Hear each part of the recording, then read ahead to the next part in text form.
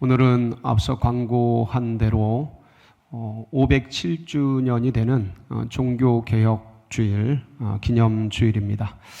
1517년 10월 31일이었죠.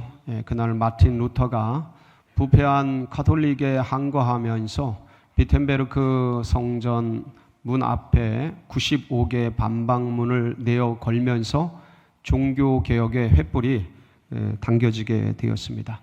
그 당시 종교개혁자들이 외쳤던 여러 가지 강령이 있는데 가장 중요한 강령이 오직 믿음, 오직 은혜, 오직 성경, 이게 3대 강령입니다. 그리고 거기에 더해서 오직 예수, 오직 하나님께 영광 해서 이게 5대 강령으로 종교개혁가들에 의해서 외쳐지게 되었습니다. 이런 기치를 들고 로마 가톨릭의 부패와 그 세계적인 권력 집단에 항거해서 새로운 개혁교회의 출현이 나타나게 되었습니다. 당시 가톨릭의 부패상은 이루 말할 수가 없었습니다. 예수 그리스도의 믿음으로 얻는 구원의 아름다운 복음을 행위 구원으로 면죄부를 사면 죄가 용서되는 것으로 타락을 시켰고, 그리고 성모 숭배와 교황 무오설, 교황은 한 채 흠이 없다라는 신격화시키는 그런 일들, 그리고 가톨릭 교회의 제도와 타락, 무엇보다도 성경보다 교황의 칙서와 교황의 해석이 성경보다 우위에 있게 되는 말할 수 없는 참담한 이 비극적인 일들이 백주대낮에 버젓이 조직적으로 행해지고 있었습니다.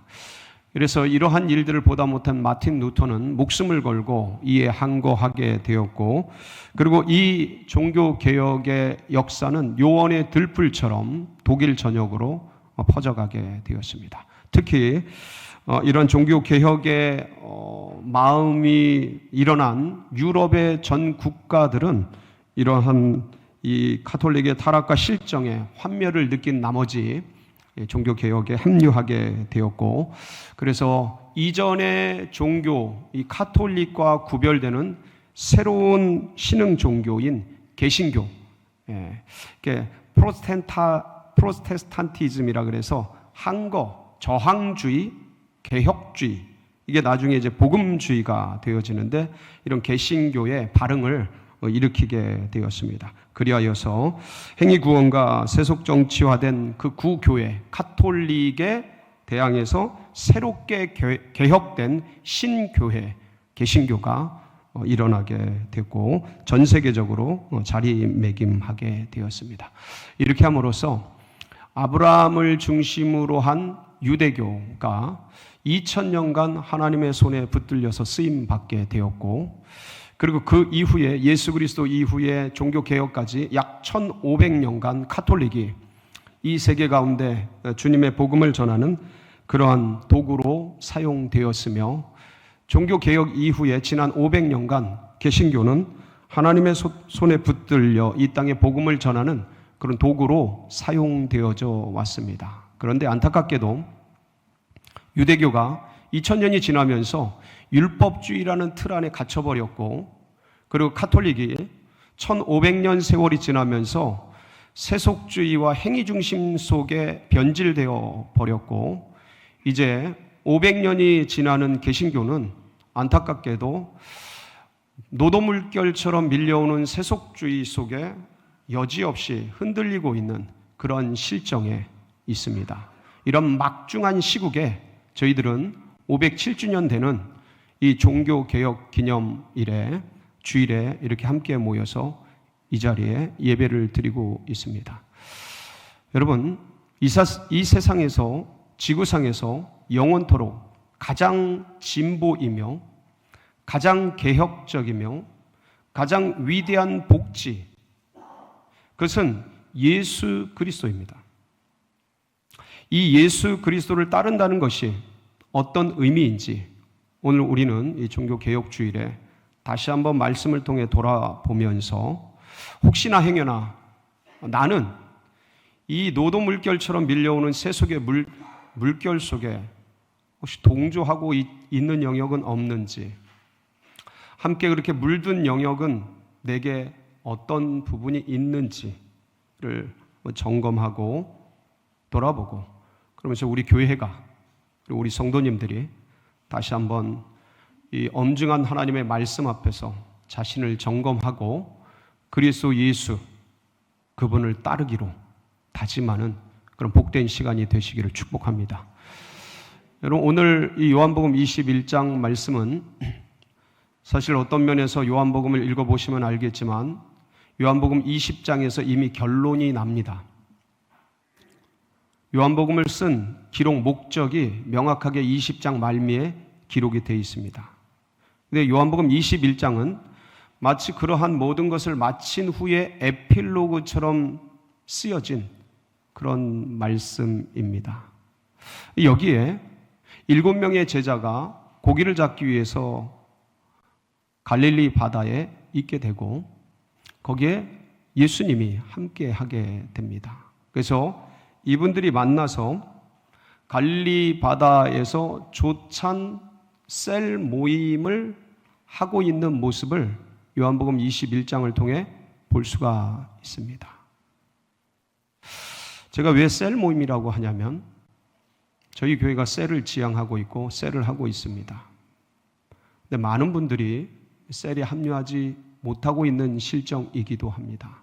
바쁘고 여러 일들로 또 사람들하고 같이 이것저것 말을 섞으면 이 말 저 말 나가고 하니까 그런 여러 가지 우려들이 있어서 그럴 수도 있을 것이고 여러 상황 속에서 셀을 못하는 분들이 많이 계십니다.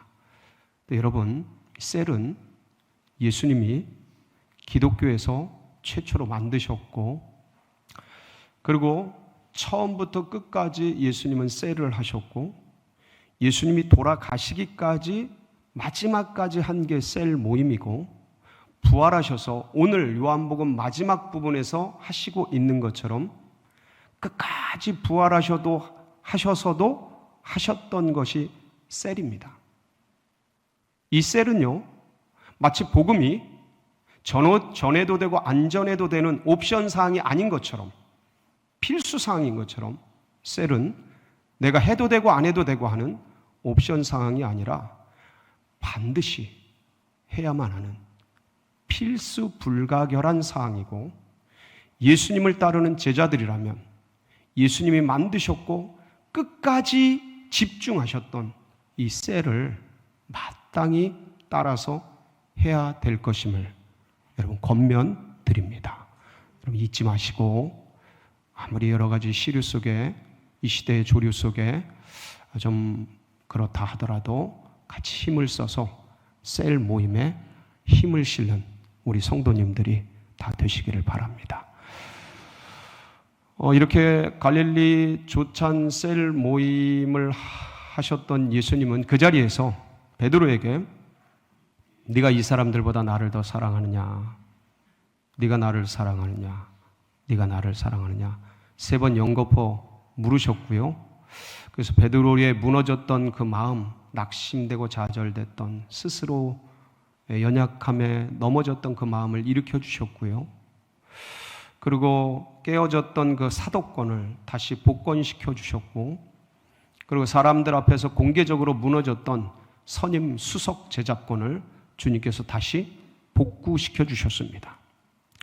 그러면서 내 어린 양을 먹여라, 내 양을 쳐라, 내 양을 먹이라 하면서 베드로에게 비전과 꿈을 주시면서 사명을 다시 일깨워 주셨습니다. 너무 은혜롭고 풍성한 그런 셀 모임이 아닐 수가 없었습니다.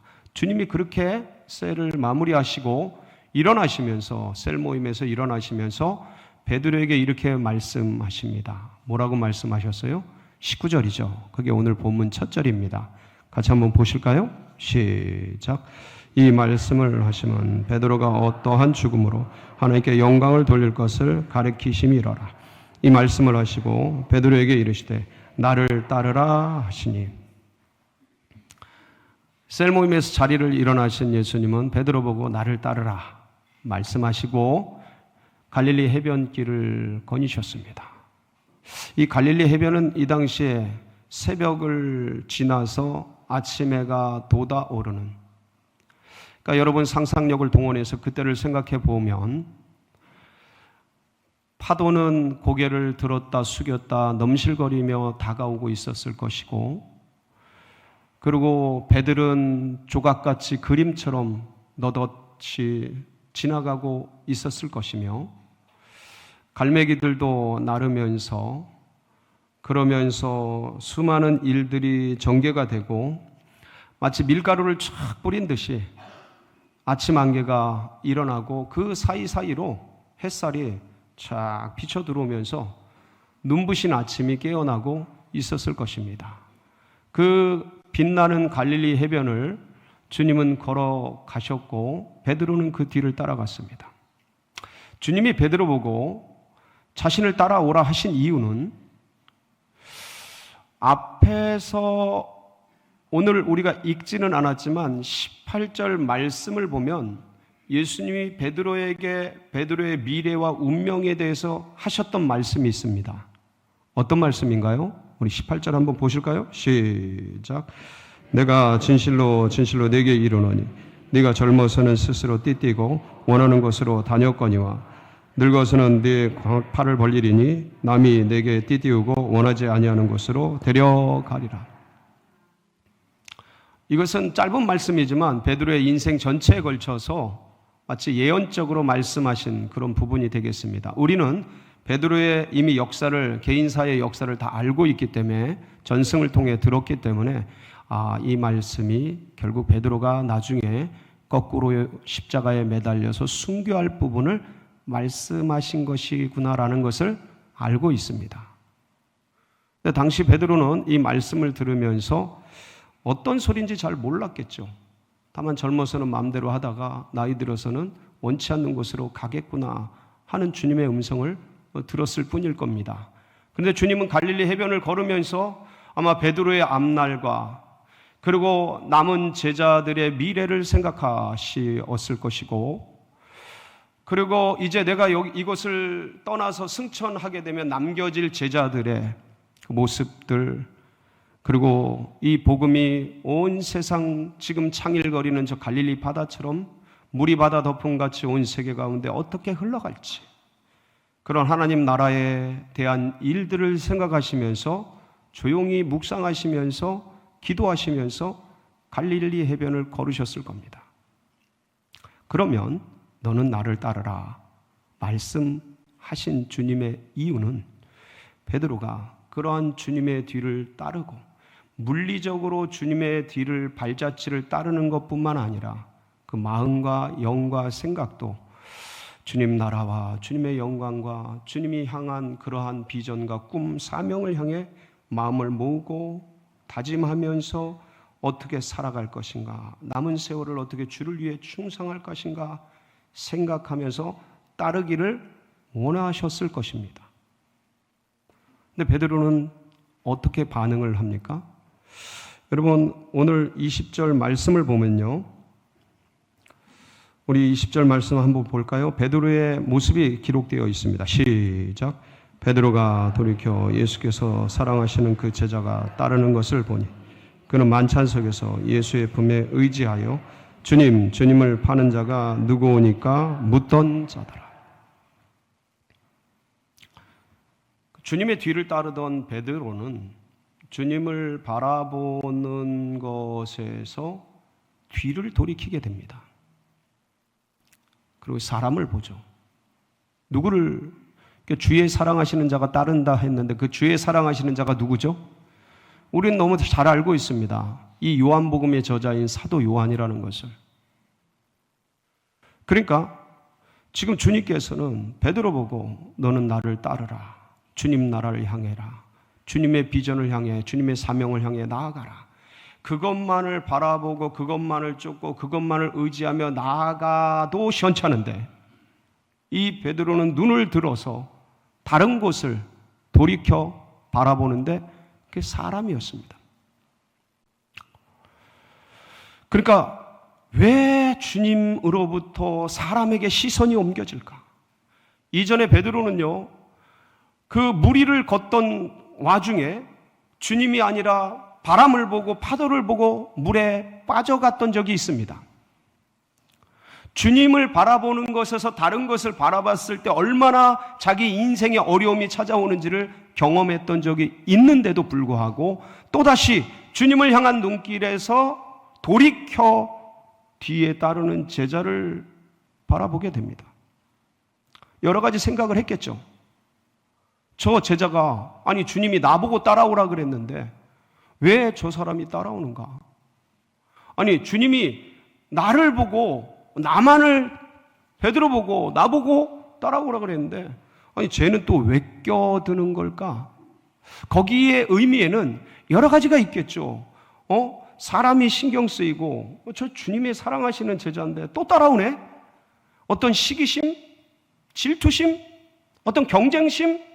이런 것도 있었을 것입니다. 왜 없겠습니까? 여러분 신앙생활을 해보면요, 이게 다 좋은 것 같아도요 사람 마음속엔 이런 게 스물스물 일어납니다.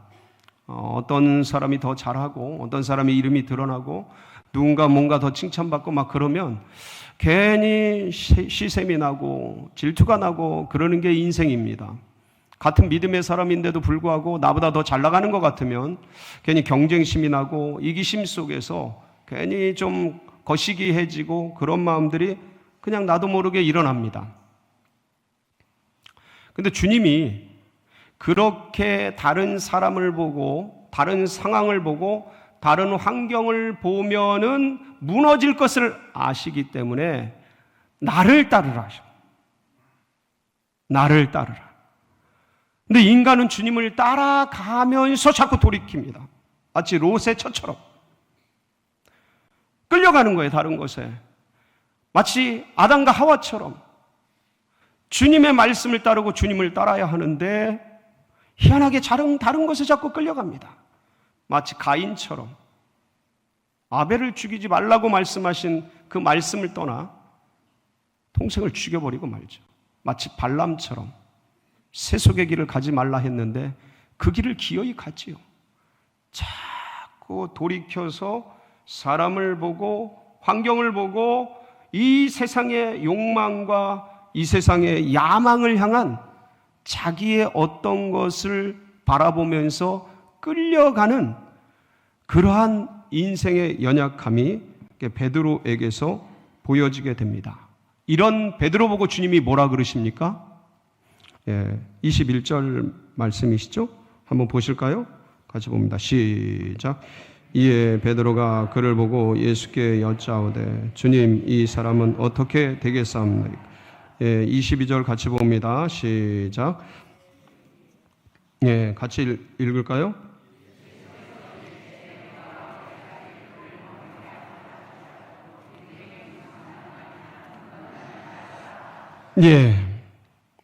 이 베드로가 그런 다른 사람을 보고 뒤에 따르는 제자를 보고 궁금증에 못 이겨서 주님 이 사람은 어떻게 되겠사옵나이까 하고 결국은 입술을 열어서 주님께 질문을 합니다. 근데 이 사람은 어떻게 되겠사옵나이까 라는 이 베드로의 질문은요 18절 베드로에게 하신 예수님의 말씀과 관계가 있습니다.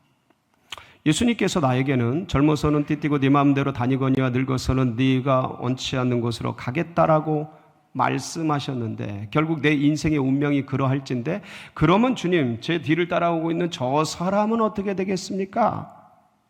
라는 궁금증입니다.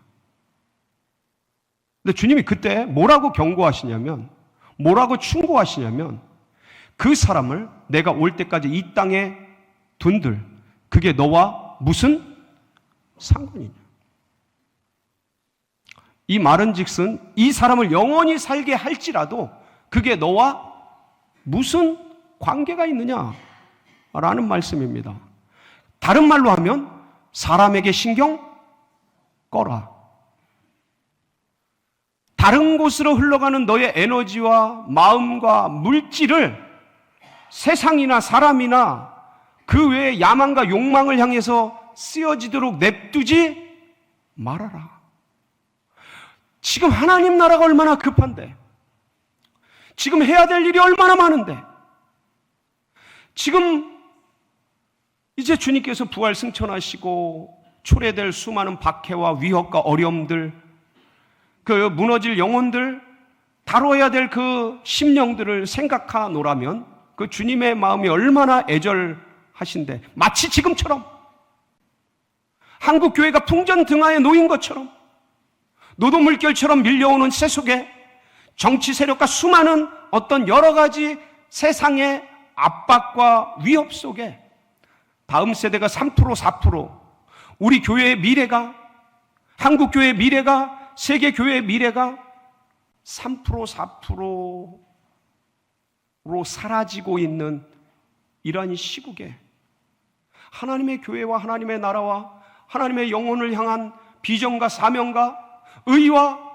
그것을 향해 마음을 모으고 에너지를 쓰고 주님을 향해 나가야 될 그러할 사람들이 돌이켜서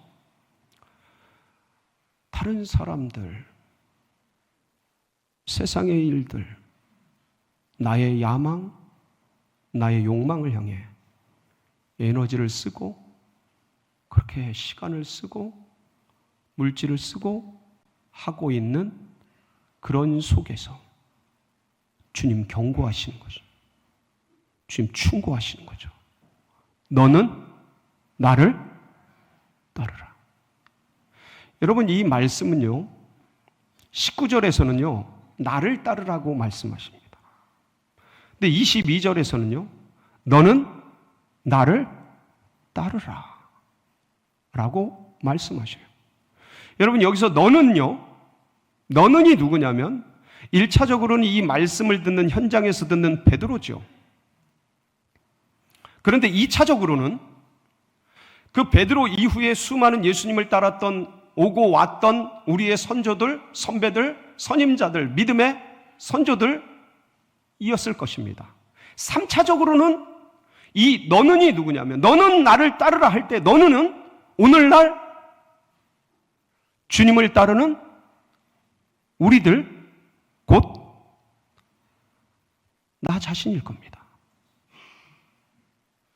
여러분, 여기서 주님께서 사실은 충고하고 경고하고 어떤 면에서는 애절하게 말씀하시는 너는 나를 따르라는 이 시대 속에서 세속화되고 있고 유대교가 무너지고 가톨릭이 썩어나가고 이젠 기독교, 개신교마저도 세속의 물결 속에 흔들리고 있는 이러한 때에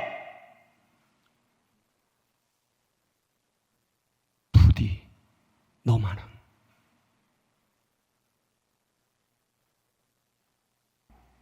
부디 여러분만큼은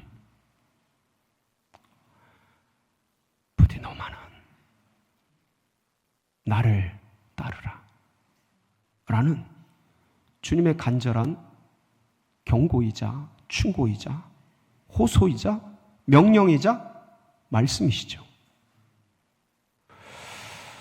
그럼 주님을 놓치면요, 사람들은 자기의 야망과 욕망과 무엇을 먹을까, 무엇을 마실까, 무엇을 입을까 이렇게 흘러갑니다. 이게 우리의 인지상정이에요. 그걸 아셨던 주님이시기에 너만큼은 누구를 따라라? 세상의 시류를 따르지 말고, 세상의 기독교를 따라가지 말고, 말씀의 기독교, 세상에 형식화되고 조직화된 그런 교회주의를 따라가지 말고 복음에 입각한 진리를 붙들고 너만큼은 나를 따르라 말씀하신 거라고 저는 믿어 의심치 않습니다.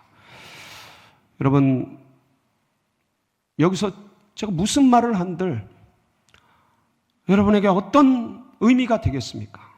참, 제가 드리고 싶은 말씀은 이런 흔들리는 한국교회, 세계교회 상황 속에서 오늘 수많은 사람들이 한국교회 전체가, 복음주의 교회 전체가, 우리 성결교단을 포함한 전체가 광화문에서, 이젠 광화문이 다 차서 여의도에서, 어제 저녁에 들었어요. 어제 오후에 여의도에서 다른 거 아니고 뭐 정치 구호 이런 게 아니고 그냥 하나님 앞에서 회개하고 이 시대의 이 연약함을 주님께 호소하면서 함께 모여서 주님께 기도하고 예배 드리고자 모인다고 합니다.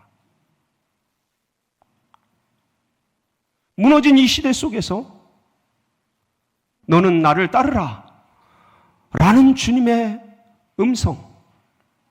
저는 주님을 따르기를 원하는 백성들은 함께 하기를 권면합니다. 그래서 누구랄 것도 없이 우리가 자발적으로 자원해서 이 길을 걸어갔지만 이 마지막 시대에 주님을 따르는, 진리를 따르는, 하나님 나라를 따라가는 주의 백성들이 되시기를 주님의 이름으로 축복합니다. 같이 기도하시겠습니다.